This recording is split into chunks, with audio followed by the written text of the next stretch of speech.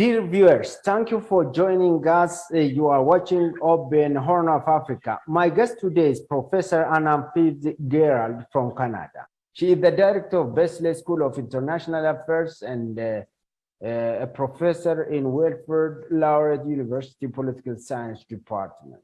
Thank you, Professor, for joining us. Thank you for having me.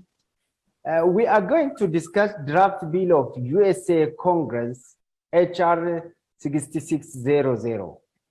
This HR 6600 is one of the most damaging piece of document that ever been drafted by Congress to an African state.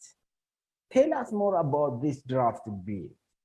I think it's important to realize that these functions of the US government provide an important accountability and oversight role. However, because there are two bills, that's introduced a lot of confusion to people, how the content is similar and how the content may be different, questions arising as to whether or not they both pass, what happens. And these bills are usually projects of certain individuals and certain groups. And these groups and individuals take those projects forward and rally support around them or a lack of support, and then they go to vote. So this is what's happening with these two bills. If you look at the content of the bills, they are very similar.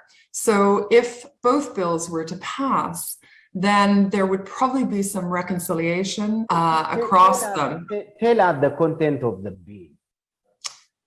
Well, the content of the bill really levies restrictions in very different ways and measures on Ethiopia, on the Ethiopian government, individuals that are found to have participated in human rights violations, individuals who are not seen to be complying with agreements that are in place to enable humanitarian access, etc. So there are many, many restrictions. And let's not forget that the text of these bills is not set in stone. It will change. It inevitably does at this stage when they are introduced to the House and the Senate.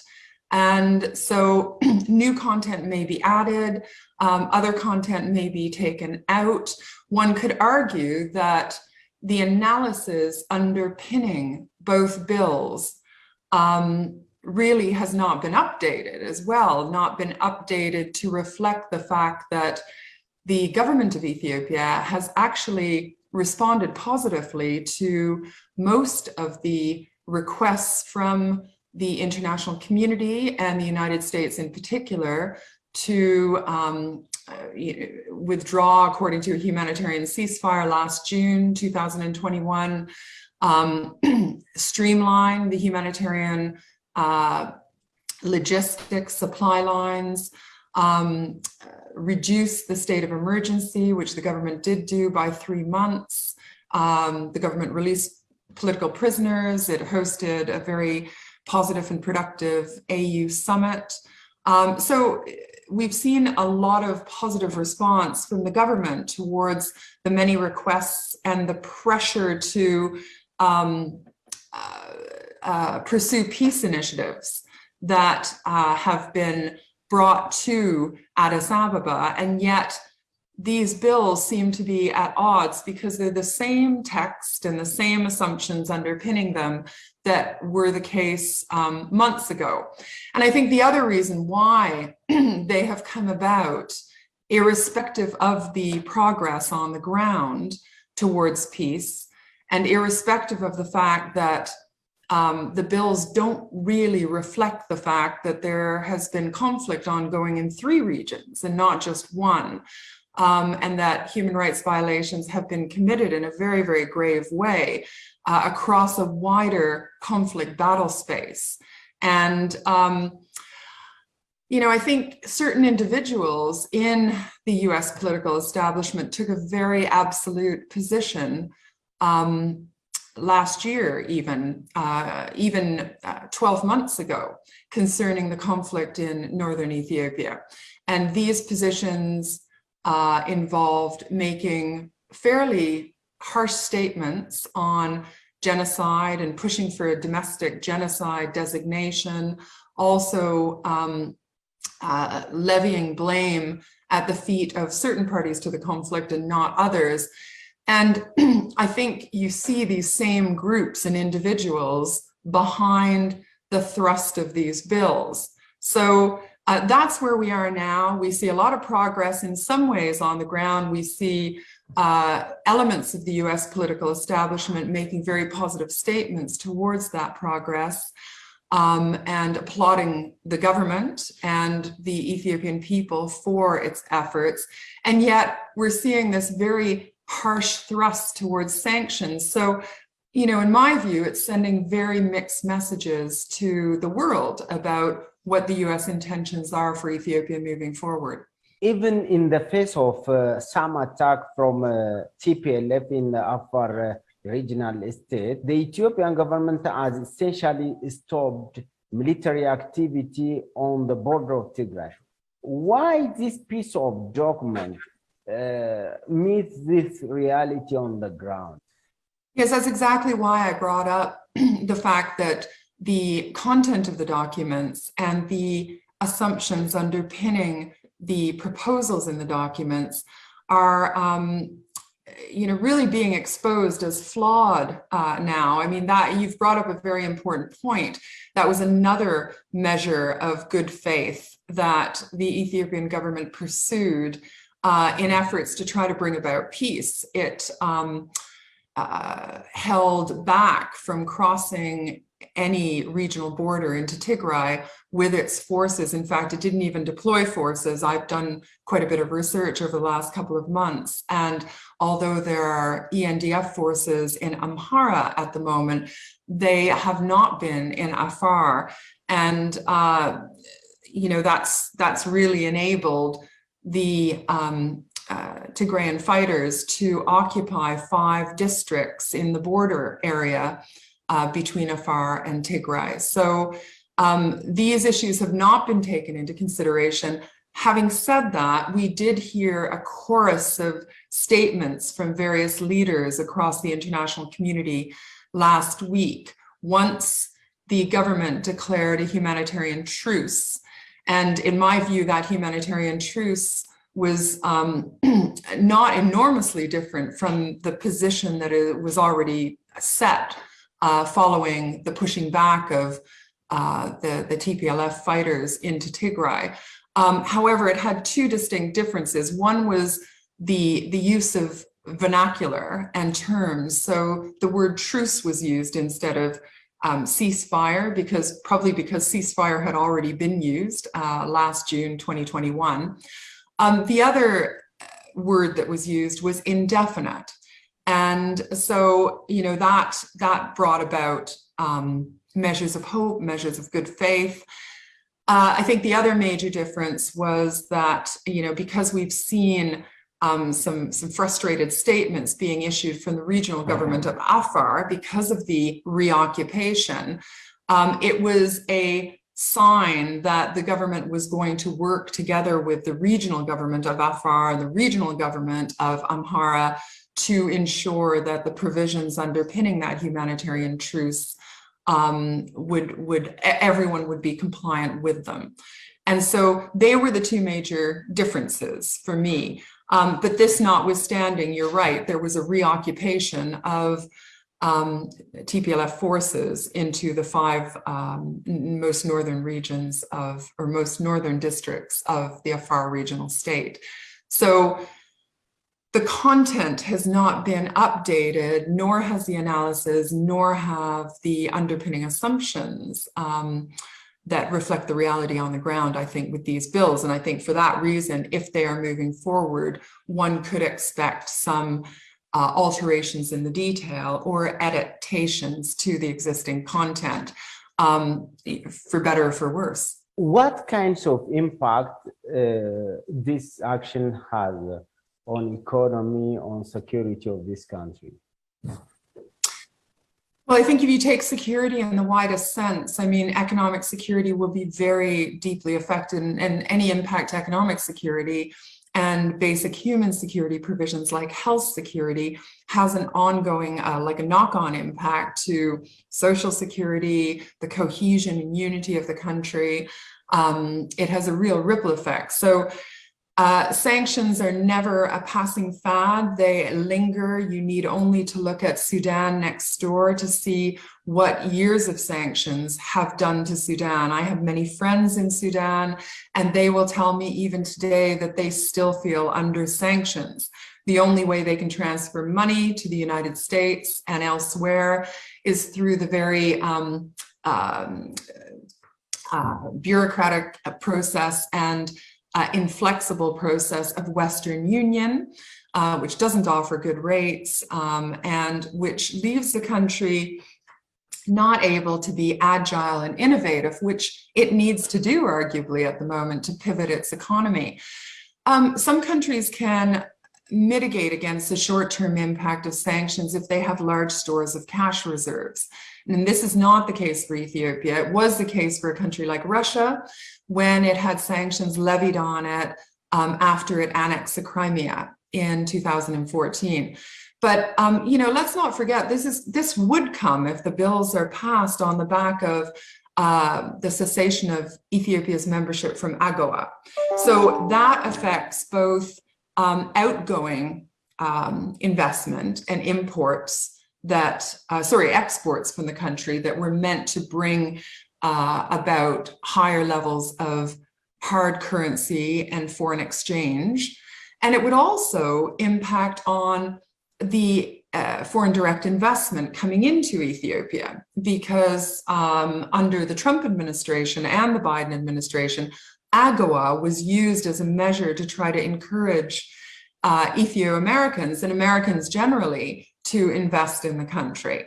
But very importantly, the impact will be felt most greatly, I think, on the conflict-affected regions. So Amhara, Afar, and Tigray. Why? Because we've seen a real devastation of health services and educational facilities and universities, etc. That the critical infrastructure that provides basic services. This is the first thing that is usually attacked and targeted in an insurgency campaign, which is what Ethiopia has experienced. So if these sanctions go forward, it will restrict hard currency coming into the country.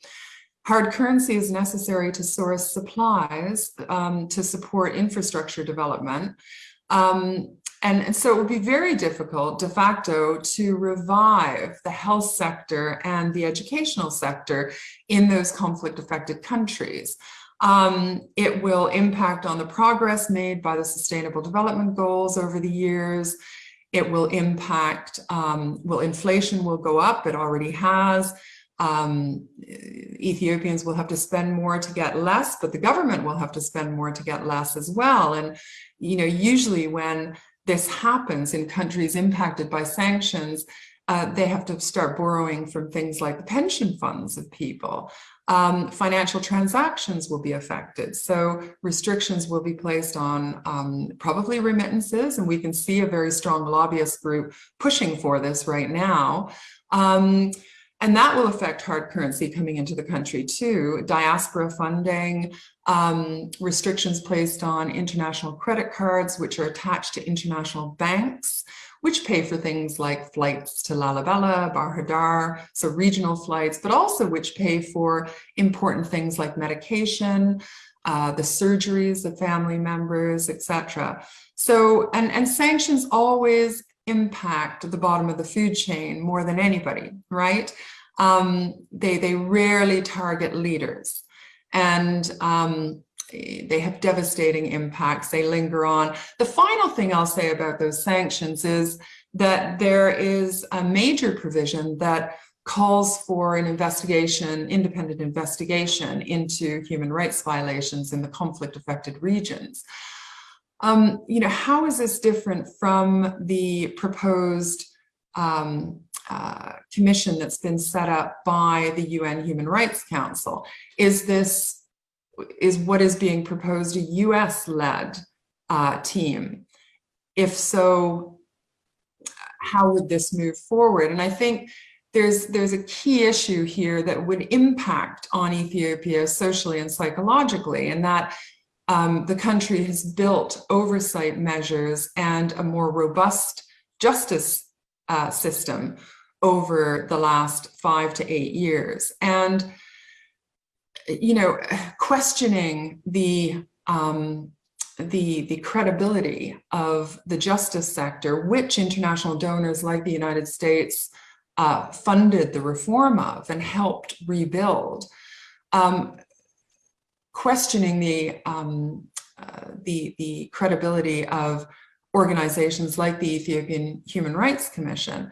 I mean, that is a big issue, because if the credibility of those institutions are called into question, even though they've demonstrated that they're very prepared to hold the government to account, just look at what happened in the aftermath of the tragic death of the elders in Karayu.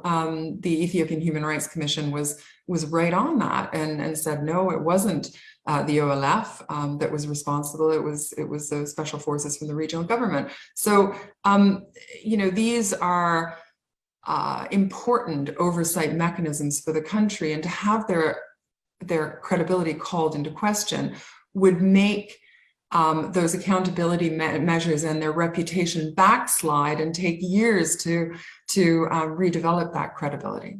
Do you think this sanction will solve the current problem of Ethiopia? No, I would say that the sanctions would make the problems worse, because you know, the wealthy always benefit from the sanctions and can get through the impacts. And sanctions, like I said, hit the bottom of the food chain. They will impact on the poor and the marginalized.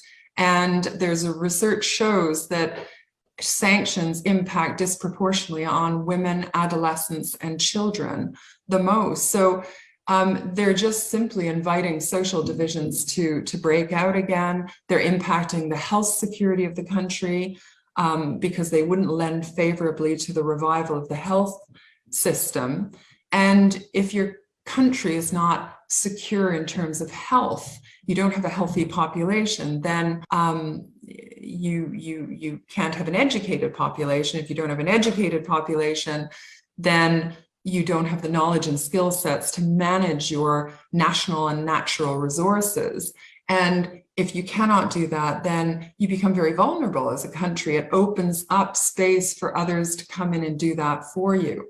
So I think it's important to take a very long-term, mid to long-term view of this. And of course, in the middle to longer term, it would really impact on the security and economic interests of countries like the United States themselves in the region. It would impact negatively on that. So no, the sanctions wouldn't cater positively for any groups or individuals. Who are behind this bill? Some say TPLF supporters and lobbies together with Egypt are behind this bill. The bill remains flawed and skewed in favor of one party to the conflict. Tell us more about this.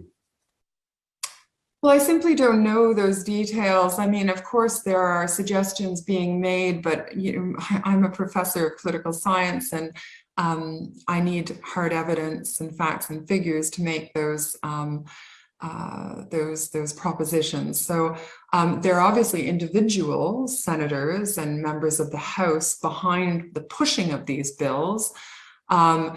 These representatives have constituents, and these constituencies in some form or another will apply pressure. We have seen an enormous amount of pressure being exerted by certain lobbyist groups in favor of the TPLF agenda, that is for certain. So you can connect the dots and make some propositions, but you know, good policy is predicated on evidence, facts, and figures. And so I would hope that any policy in the form of bills being passed by the United States would be defensible, especially as research is exposing facts and figures from the ground gradually, but in some cases swiftly. Of course, this sanction touched all life both in Ethiopia and the diasporas. It needs all-out effort to avert this bill. What is expected from all Ethiopians? Well, I think, first of all, concern. Ethiopia and Ethiopians should be very concerned with these sanctions. The country's made some good progress in some areas. Yes, there's been some setback, but I think the sanctions would take that progress off of its trajectory. The other thing that the sanctions would do would be to, I think, create new artificial divisions across the country as well, because they would hit some groups and individuals harder than others. And so I think, I go back to what I said about evidence, facts, and figures. I think Ethiopians and the Ethiopian diaspora can only raise good evidence-based arguments to show why the assumptions underpinning these bills are lopsided at best and flawed at worst. I do not question at all the important role of Congress and the House in ensuring accountability and supporting the accountability of foreign affairs and foreign relations. But hearing some of the arguments that have been presented by some senators like Senator Menendez and others, for those who know the situation in Ethiopia well and what's happening on the ground, it's worrying, to hear some of the statements and how those statements are articulated. So I think what's important for Ethiopia at the moment is to do their best to present those arguments, even though this requires time and effort and work, to do their best to stay united in the face of great challenge, and to stay united and to stay resilient, not behind any political leaders or individuals, but for the future prosperity and peace and stability of the country. So I would encourage all Ethiopians to take the medium to longer term view that politicians internationally, in some cases, are not taking for the country at the moment. Thank you very much. Okay, thank you so much.